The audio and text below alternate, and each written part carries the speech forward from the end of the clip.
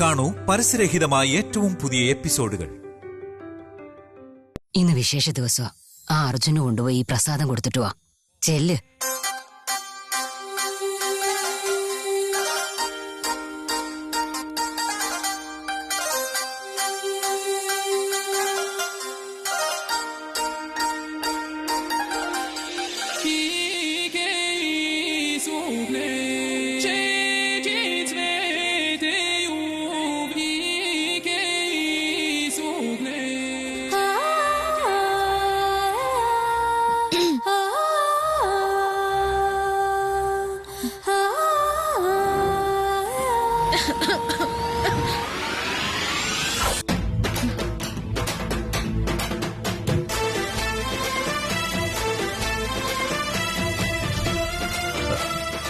ഇയാളോ?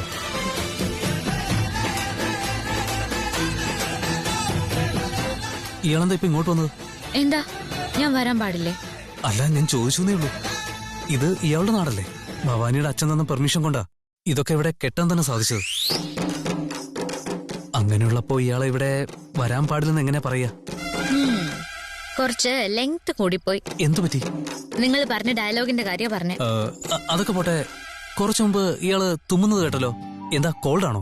എനിക്ക് കോൾഡ് ഒന്നും ഇല്ല. ഇനിയിപ്പൊ നീ ഉറങ്ങുകയാണെങ്കിൽ ഇയാളുടെ ബാഗും ലാപ്ടോപ്പും ഒക്കെ ഞാൻ എടുത്തോണ്ട് പോകാന്ന് വിചാരിച്ചു. അതിനെ ചെറിയ എഫക്ട് ഇട്ട് നോക്കി. ഇയാൾക്ക് നല്ല ഹ്യൂമർ സെൻസ് ഉണ്ട്. ഞാൻ തമാശ പറയാനല്ല വന്നത്. ദാ, ഈ പ്രസാദം തരാൻ വന്നതാ. വാങ്ങിക്കേ. താങ്ക്സ്.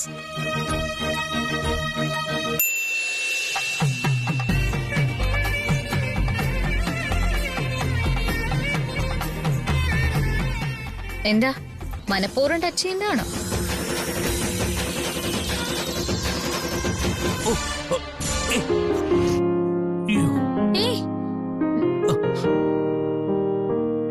അരികിൽ പതിയിടനെഞ്ചിൽ ആരോ മൂളും രാഗം, മിഴികൾ മൊഴിയും മധുരം.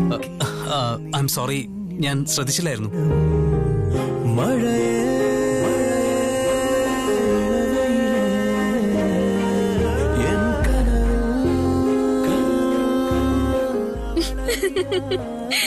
സോറി പറഞ്ഞപ്പോ എന്തിനാ ചിരിക്കുന്നത്?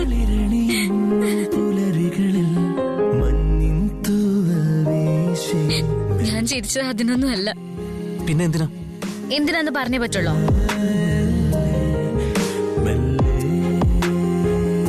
ഇതാ പ്രസാദം, തൊട്ട് തൊഴുതിട്ട് കഴിച്ചോ.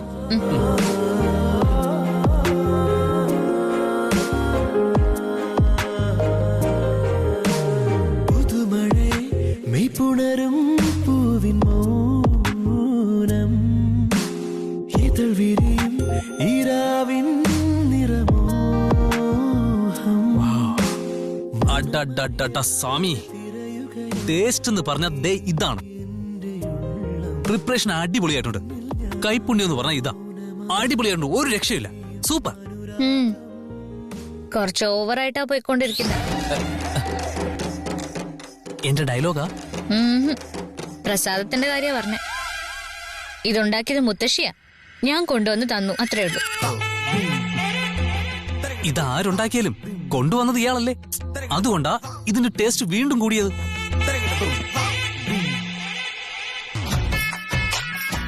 ഞാൻ എന്തൊക്കെയോ വിചാരിച്ചു. നിനക്ക് കുറച്ച് കൂടുതലാ. എന്ത് കൂടുതല്? കൊഴുപ്പ്. സോറി, ഞാൻ തെറ്റായിട്ടൊന്നും ചെയ്തില്ലല്ലോ അല്ലേ? ശരി ശരി, കഴിക്കേ.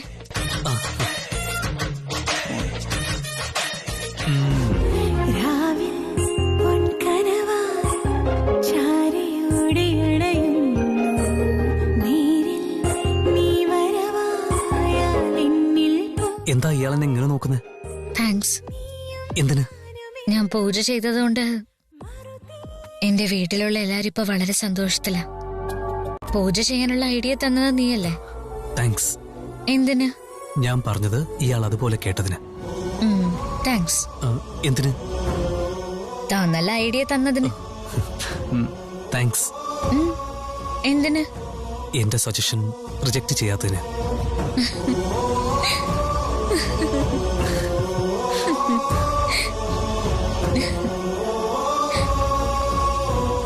എനിക്ക് എനിക്കൊരു കാര്യം അറിയാനുണ്ട്. എന്താന്ന് വെച്ചാ ചോദിച്ചോ. നീ ഈ നാഗപുരത്തേക്ക് എന്തിനാ വന്നേ? പറയേ.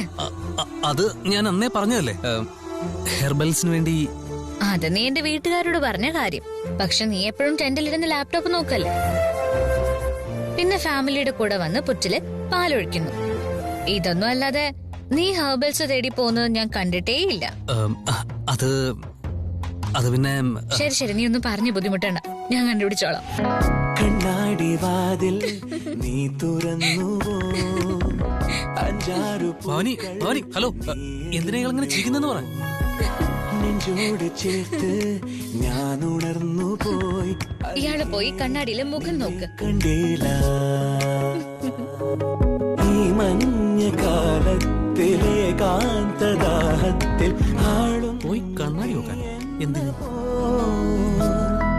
ഹേമന്തരാവിന്റെ ആഴത്തിൽ നിന്നേതോ നാളങ്ങളായ നീ.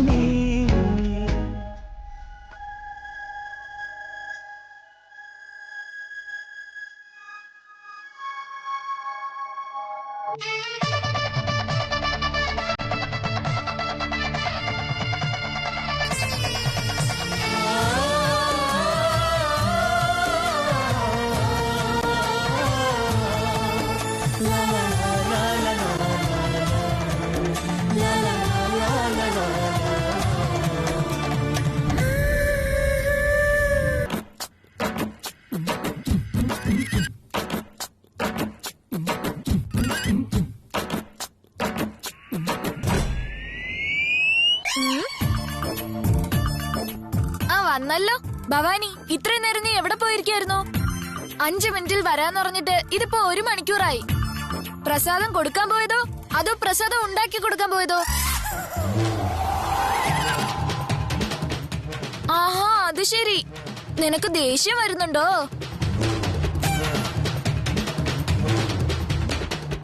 അതെ ഭവാനി, നിന്റെ പൊട്ട് കുറച്ച് മാഞ്ഞിരിക്കുന്നുണ്ടല്ലോ, എന്ത് പറ്റിയതാ? പൊട്ടു മാഞ്ഞിരിക്കുന്നോ?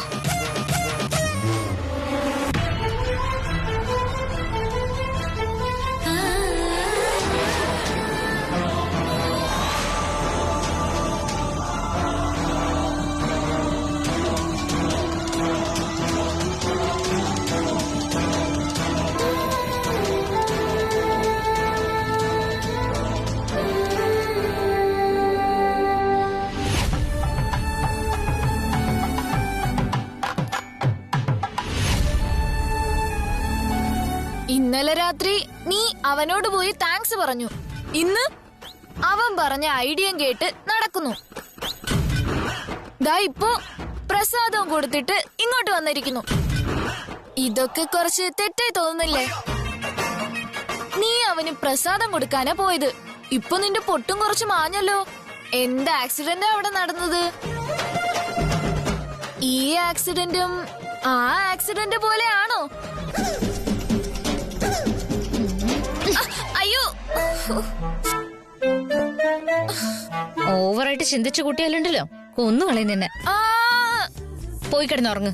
നീയും കൂടെ വന്നിട്ട് വേണം എനിക്ക് ഉറങ്ങാൻ. എന്നാ ശരി, ഞാൻ ദാ വരുന്നു. തീർച്ചയായിട്ടും എന്തോ കാര്യമുണ്ട്.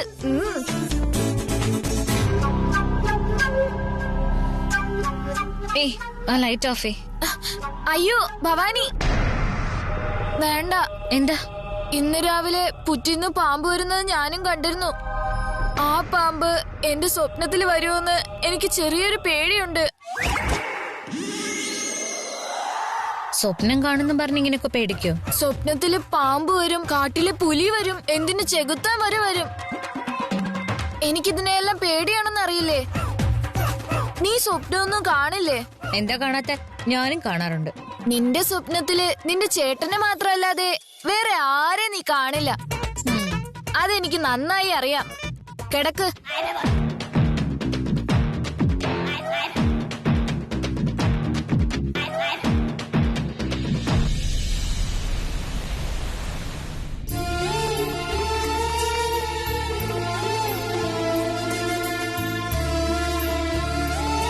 മല്ലി പറഞ്ഞത് ഇവിടേക്ക് വരാനാണല്ലോ.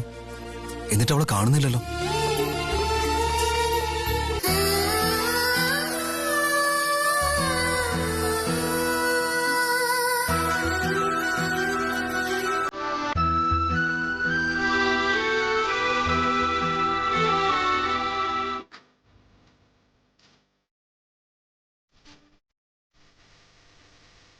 ഇത്രയും നേരം ഞാൻ നിനക്ക് വേണ്ടി കാത്തിരുന്നില്ലേ? ഇനി കുറച്ചു നേരം നീ എനിക്ക് വേണ്ടി കാത്തിരിക്കേ.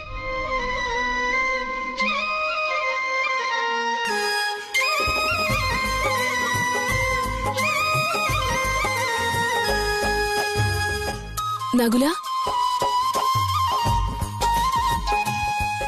നകുല,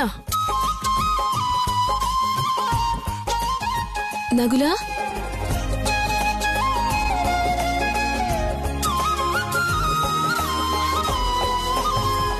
എനിക്ക് വേണ്ടി ഇവിടെ കാത്തു നിൽക്കുന്ന ഞാൻ കരുതിയത്.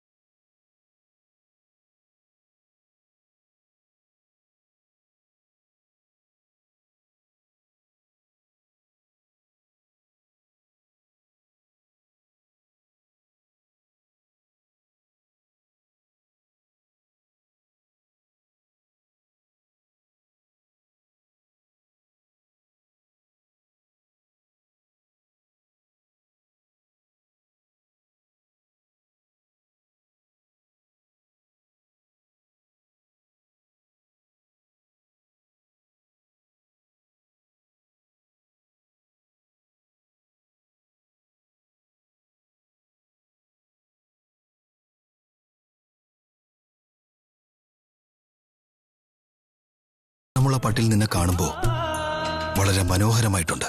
എപ്പോഴും കണ്ടുകൊണ്ടേയിരിക്കാൻ തോന്നുന്നു. അങ്ങനെയാണെങ്കിൽ സൗന്ദര്യം മുഴുവൻ ഈ പട്ടിനെന്നാണോ പറയുന്നത്? എനിക്കൊരു സൗന്ദര്യം ഇല്ലെന്നാണോ? നിലാവിലുദിച്ച ചന്ദ്രനെ പോലെയാണ് എന്റെ മല്ലി. പക്ഷേ പാറി നടക്കുന്ന മേഘങ്ങൾക്കിടയിൽ ഒളിച്ച് അത് എന്നെ നോക്കി ചിരിക്കുമ്പോ കാണാൻ ഇനിയും ഭംഗിയുണ്ടാവും. ഇപ്പൊ നിനക്ക് മനസ്സിലായി കാണുമല്ലോ. ഭവാനി ഇന്ന് ആരതി ഒഴിഞ്ഞ് തട്ടം തന്നു. ഈ പട്ടുസാരിയും ഭവാനി എനിക്ക് തന്നതാ.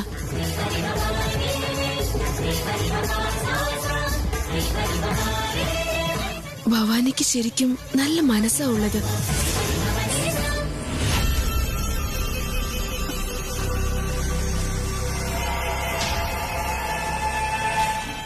ആ ഭവാനിയെ നീ പ്രശംസിക്കുകയാണെങ്കിൽ നിന്റെ കർത്തവ്യങ്ങളെ മറന്ന് നീ അവിടെ ബന്ധം സ്ഥാപിച്ചു എന്നാണ് അർത്ഥം. നല്ല ബന്ധം ഉണ്ടായെന്ന് കരുതി ഞാൻ എന്റെ കടമകൾ എങ്ങനെ മറക്കാനാ? അങ്ങക്ക് എങ്ങനെ ഇങ്ങനെ പറയാൻ തോന്നിയത്? ബന്ധം ഒരുപാട് സ്ഥാപിച്ചാൽ അതിന്റെ ഇടയിൽ സ്നേഹം അധികമാവും.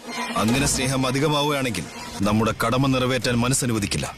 കടമകൾ നിറവേറ്റുന്നതിനു വേണ്ടി ക്ഷമയോടെ പ്രവർത്തിക്കുകയാണ് വേണ്ടത്. അതൊരിക്കലും നമ്മുടെ ലക്ഷ്യത്തെ ബാധിക്കുകയില്ല. പാമ്പായതുകൊണ്ട് എപ്പോഴും വിഷം ചീറ്റിക്കൊണ്ടിരിക്കണമെന്നാണോ? എന്റെ കൂടെയുള്ളവരോട് ഞാൻ അടുപ്പം കാണിക്കാൻ പാടില്ലെന്നാണോ അങ്ങ് പറയുന്നത്? നമ്മൾ വിഷം ചീറ്റുന്നത് കൊണ്ട് മാത്രമാണ് ജനം നാഗങ്ങളെ ഭയക്കുന്നത്. അവർക്ക് ആ ഭയം ഇല്ലായിരുന്നുവെങ്കിൽ വീട്ടിലുള്ള മൃഗങ്ങളെ പോലെ നമ്മളെന്നും പരിപാലിച്ച് അവരുടെ അടിമകളെ പോലെ ജീവിക്കേണ്ടി വരുമായിരുന്നു. അതുകൊണ്ടാണ് പറയുന്നത് നമ്മുടെ കടമയിൽ തന്നെ ഉറച്ചു നിൽക്കണമെന്ന്. അങ്ങയുടെ ഈ ചിന്തകൾ തെറ്റാണ്.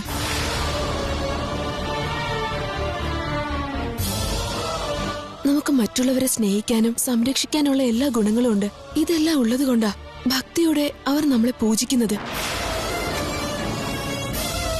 എത്രമാത്രം അവർ പൂജ ചെയ്യുന്നുവോ അത്രമാത്രം നമ്മളെ വെറുക്കുന്നുമുണ്ട്. അത് നീ മറക്കുകയാണ്. ഭക്തിയോടെ പാല് തരുന്നതും അവർ തന്നെ, നമ്മളെ തൊഴുന്നതും അവർ തന്നെ. അതുപോലെ അവർ എത്ര തന്നെ പാല് തന്നാലും പാല് തന്ന കൈക്ക് തന്നെ കൊത്തുമെന്നും സംശയത്തോടെ സംസാരിക്കുന്നതും അവർ തന്നെ. നായ നന്ദിയുള്ള വർഗമാണെന്ന് എല്ലാവരും പറയും. എന്നാൽ പാമ്പ് നന്ദിയുള്ള വർഗമാണെന്ന് ആരും തന്നെ പറഞ്ഞിട്ടില്ല. എല്ലാവരെ കൊണ്ടും ഞാനത് മാറ്റി പറയിക്കും. നമ്മളെക്കാൾ നന്ദിയുള്ള വേറൊരു വർഗം ഈ ഭൂമുഖത്തില്ലെന്ന് ഞാൻ തെളിയിക്കും. ഞാൻ ഭവാനിക്ക് എന്നും വിശ്വാസമുള്ളവളായിരിക്കും. നാഗലോകത്ത് നിന്ന് നിന്നെ പുറത്താക്കാനുള്ള പ്രധാന കാരണം ആ വീട്ടിലുള്ള ഭവാനിയാണ്. ആ ഭവാനിയെ നീ ഇത്രമാത്രം വിശ്വസിക്കുന്നുവോ? അങ്ങയുടെ ജീവന്റെ ജീവനായ ഞാൻ ഇന്നും ജീവനോട് അങ്ങയുടെ മുന്നിലുണ്ടെങ്കിൽ അതിന് കാരണം ആ ഭവാനിയാണെന്ന് മനസ്സിലാക്കണം. ആ ഭവാനി എന്നെ രക്ഷിച്ച് എന്റെ ജീവൻ എനിക്ക് ഭിക്ഷയായിട്ട് തിരിച്ചു തന്നു.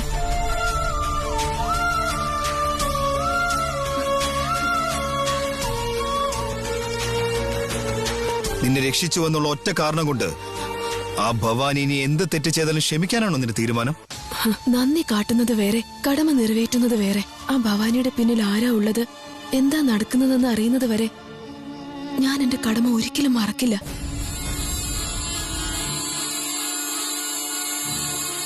ഞാൻ നിന്നെ വിശ്വസിച്ചില്ലെങ്കിൽ നമുക്കിടയിലുള്ള പവിത്രമായ സ്നേഹത്തെ ഞാൻ അവിശ്വസിക്കുന്ന പോലെയാവും. അതുപോലൊരു കാര്യം ഞാൻ ഒരിക്കലും ചെയ്യില്ല.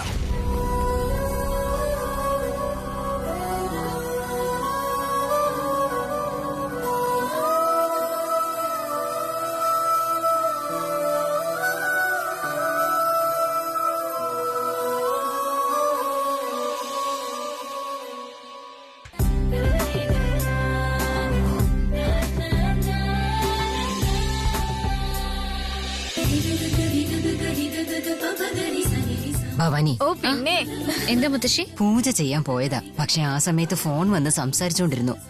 ഇന്ന് പൂജയ്ക്ക് പോകാൻ കുറച്ച് താമസിച്ചു. മോള് പോയി പൂ പറിച്ചോണ്ട് വരാമോ? ശരി, പെട്ടെന്ന് പോയിട്ട് വാ. ആ ശരി.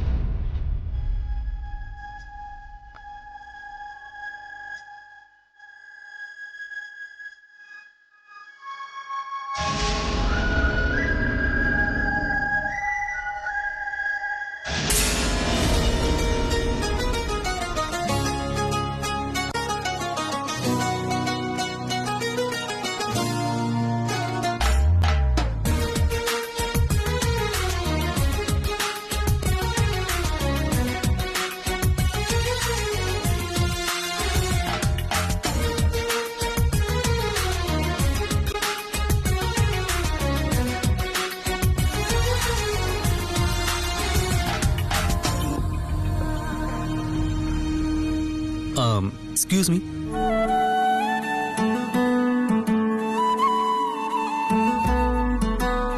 Good morning. അത് പറയാനാണോ ഇപ്പൊ ഇങ്ങോട്ട് വന്നേ? ഇല്ല, ചെറിയൊരു ഫേവർ ചോദിക്കാനാ വന്നത്. എന്താ കാര്യം? എന്റെ പവർ ബാങ്ക് പ്രോപ്പറായിട്ട് വർക്ക് ചെയ്യുന്നില്ല. അത്യാവശ്യമായിട്ട് എനിക്ക് കുറച്ച് കോൾ ചെയ്യാനുണ്ടായിരുന്നു. ഇയാളുടെ കയ്യിൽ പവർ ബാങ്ക് ഉണ്ടെങ്കിൽ ഒന്ന് തന്ന് സഹായിക്കാവോ പ്ലീസ്? ശരി, ഇതാ പിടിക്ക്.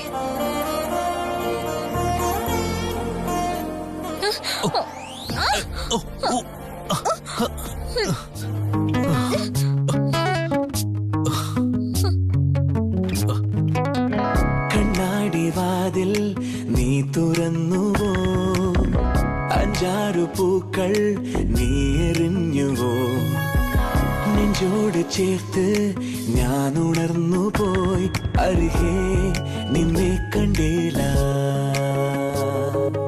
ഈ മഞ്ഞ കാലത്തിലെ കാന്തദാഹത്തിൽ ആളുന്നു തീയെന്ന പോ ഹേമന്തരാവിന്റെ ആഴത്തിൽ നിന്നേതോ നാളങ്ങളായ എന്നിൽ നീ വെൺമുഖില താണിറങ്ങി വാ താഴ്വരയ നീ പുണർന്നു വാ വെൺമുഖില പൂച്ചൊരിഞ്ഞു വാ തൂമഞ്ഞുമായി വെൺമുഖില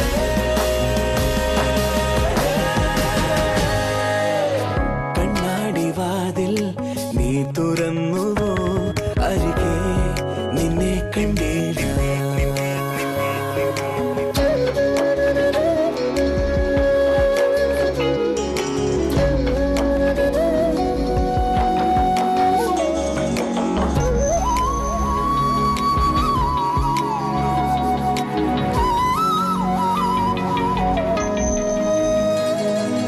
സൂചിമുഖി ജാലങ്ങളാൽ